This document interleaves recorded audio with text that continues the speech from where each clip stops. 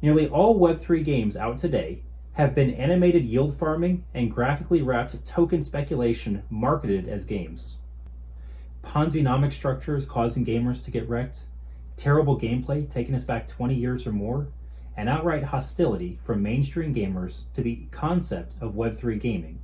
These are all hallmarks of the rise of play to earn over the past 3 years. Now, out of the successes financially from the first movers in play to earn, we've seen a variety of companies begin to build Web3 games with an entirely different structure in Wave 2. This second wave of gaming projects will look vastly different from the first. So if you want to see what that will look like, stick with me and let's see what Annie knows about what will replace play to earn. To understand play to earn gaming, I want to draw a comparison to other industries. Let's first compare it to hobbies. For instance, if you're a woodworker or a gardener or you enjoy making videos, you can always engage in those hobbies on your own, and as a result, you'll produce some type of output. Now, usually you have to pay something as an input for those hobbies. For instance, carpenters have to buy saws and wood. Gardeners need to buy seeds and compost or mulch. And video makers need to purchase cameras, microphones, and lighting. Now, all of these hobbies produce some type of value as a result of their activity.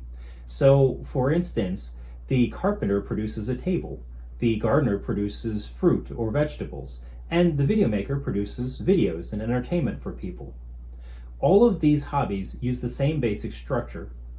They combine time, skill, and investment and produce an output.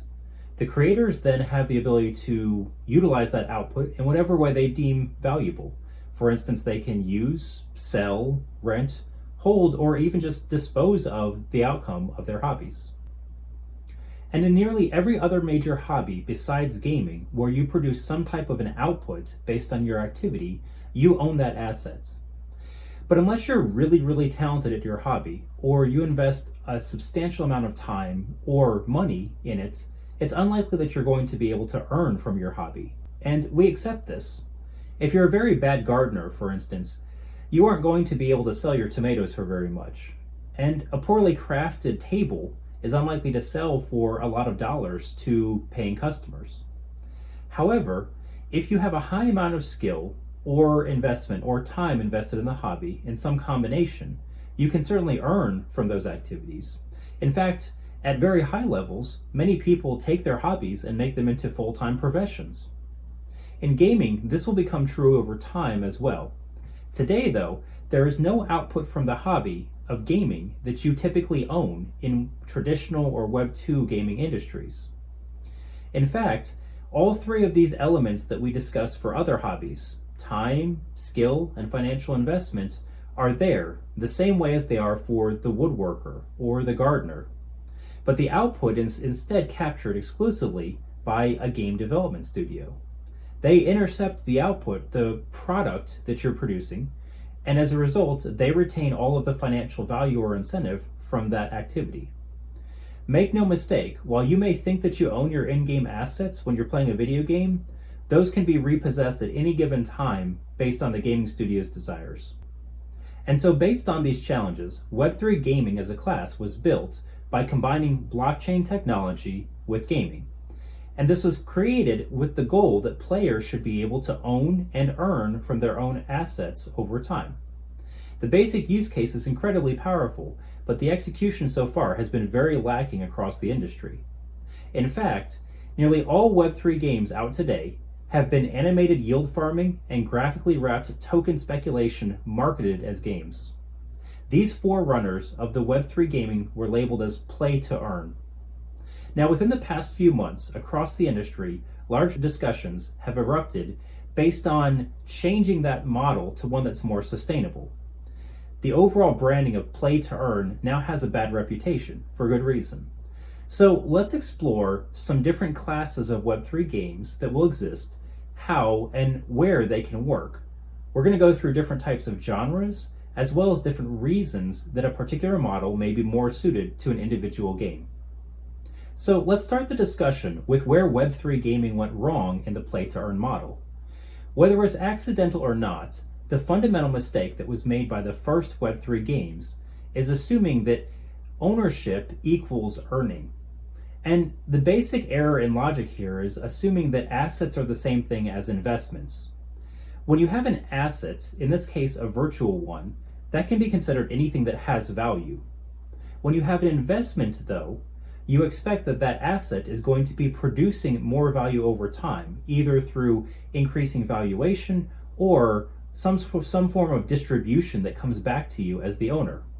Virtual plots of land or weapons or characters or creatures within a game have value. They are indeed assets because you and other gamers believe that they have value. But that doesn't mean that they're going to grow in time. And in fact, most asset classes will not grow over time in Web3 gaming. Instead, what Web3 gaming generally promises is virtual asset ownership as opposed to earning. It allows that potential of investing and earning through some forms of tokens or governance structures.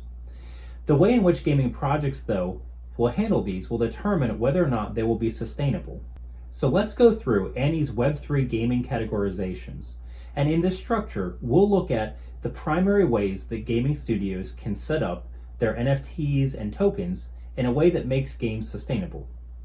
The first criteria that we will look at is, what is the primary purpose of the game? Firstly, is it overall compelling gameplay, or is it a focus on the economic metagame? To determine if this is the case, we ask ourselves a very simple question. Would I play this game even if I didn't own all of the assets, in the same way that I would in Web 2 or traditional gaming? If the answer is yes, you're in the bottom quadrant and focused on gaming and entertainment. If the answer is no, you're in the top half of our spectrum, focused on the metagame or the economic impact of your in-game decisions. The second categorization is if the project treats the NFTs as assets or as investments.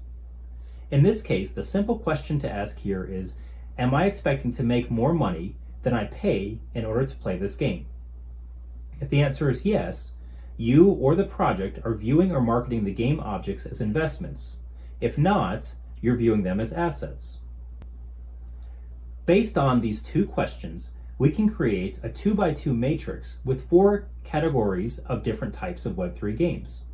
Now, some of these terms that you're going to see are commonplace, and some are new, but I believe that the labels that we assign to each of these quadrants will give us much more transparency as an industry and allow gamers, investors, and game developers to understand what type of structures they're actually creating. If you're playing a game that is focused firstly on the economic game or metagame, also with a focus on the value of your in-game items and tokens increasing over time, this is play to earn. If you're playing a game instead that is focused primarily on gameplay, while you're also expecting your in-game objects to increase over time, it's a play and earn structure. If you're playing a game that's focused primarily on the metagame of collecting items, while not expecting their value to increase over time, it's a play to own structure. And lastly, if you're playing a game that is focused primarily on the gameplay experience, where you're only expecting to own stable or decreasing values of items, it's a play and own concept. Now, speaking of value creation, if you find my content valuable, I'd appreciate if you like or subscribe to my channel. This ensures that I can continue producing content for many other gamers and game developers to assist them as we continue pursuing Web3 gaming as an industry. So anyhow, let's talk more about these 4 categories of games that I've outlined. Let me start by saying that I believe that all 4 categories actually have a place in Web3 gaming. Yes, all 4, even play to earn. But the game modes, genres, and structures that they should be deployed in look very different based on which quadrant that you're in. So let's start with the most controversial, play to earn. Now, the play to earn genre has been much maligned, including by me, and for good reason. Ponzi structures have no future in Web3 gaming, or in any other industry for that matter. But I believe that play to earn does have an overall place within Web3 gaming. The key distinction, though, is it's not an entire game structure. Instead, it's a particular gameplay mechanic within the broader landscape of a gaming project. So for instance, esports as a concept is play to earn. Likewise, if you have a competitive PvP match in a game where 2 players have to put up some amount of money on the front end and the winner takes the pot, this is play to earn. There's nothing wrong with a play to earn structure. In order for a play to earn structure to be stable, you have to have equal amounts of input and output from the economy. In fact, stable economic structures generally require 4 individuals to be putting money into the system for every one who's taking money out. This follows the 80-20 Pareto rule. If you see a game that's marketing or structured as a play-to-earn concept for the entire gameplay structure, and that's the primary mechanic, you probably need to leave and go the other way, because the early players in these gaming systems will make money, but anyone who comes midway through to the end of these games' life cycle is simply purchasing a ticking time bomb. Now, let's move on to the next quadrant with play and earn. Play and earn provides the ability to earn tokens or NFTs that may appreciate over time, but the primary focus is on gameplay first. The value of these items will go up because player demand rises over time as more gamers come into the ecosystem willing to pay money for the assets without them increasing. Now, these mechanics in the gameplay are really critical because if the gamers don't actually enjoy the game, no one is going to be willing to engage with the mechanics and pay for those characters, those items, or that land. Many games within this categorization will be focused on trading items or developing NFTs, for instance, upgrading a plot of land, leveling up characters, or adding additional structures, spell components, damage to weapons within a game. In general, play and earn structures will lead more persistent worlds and assets. For instance, genres that lend themselves well to this are MMOs, open world games, strategy games like RTS, Grand Strategy 4X, base builders, or simulation games. All of these have persistent items that you focus primarily on developing over time. Therefore, you can expect appreciation for many of the objects based on your time or financial investments in those game systems. Play to own as a category focuses instead more on the metagame or on the collectability of NFTs. The gameplay loops and mechanics are primarily going to be focused around achieving some sort of a short-lived victory and then collecting a reward as a result. The value of the ownership of the assets for this categorization, whether they're cards or sports teams or equipment or artwork, is the primary focus of the gameplay mechanics that you're engaged in. Common genres that are going to be well focused for play to own games are things like sports or gambling, trading card games, racing games, collectible games. All of these genres allow you to focus on capturing individual items that are not likely to change over time for the purpose of collecting them. Play and own games are probably the smallest leap from traditional gaming. These types of games really only add the asset ownership model directly on top of traditional games. They may often serve as entry points for gamers into the Web3 space until they become more comfortable with the general concepts.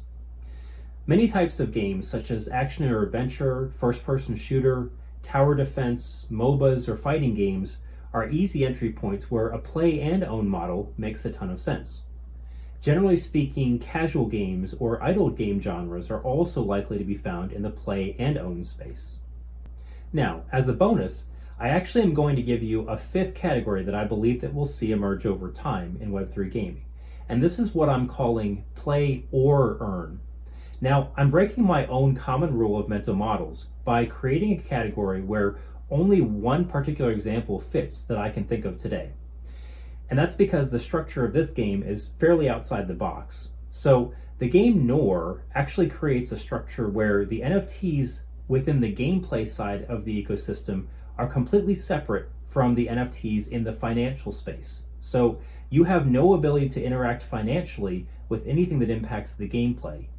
Instead, the assets that you can purchase and engage financially with are entirely on the metagame side, where you can buy or sell tickets, you can produce marketing for individual teams, you can actually own a share of players or teams competing within the arena of the game itself. Think of it like marketers or owners for an actual professional sports team, as opposed to traditional esports or gaming. As a result, you have the option of playing or earning, but neither at the same time.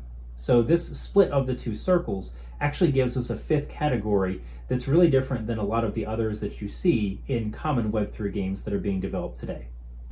For those that are interested, I'm going to leave a link in the description to a video overview of Nor that I did previously that outlines this.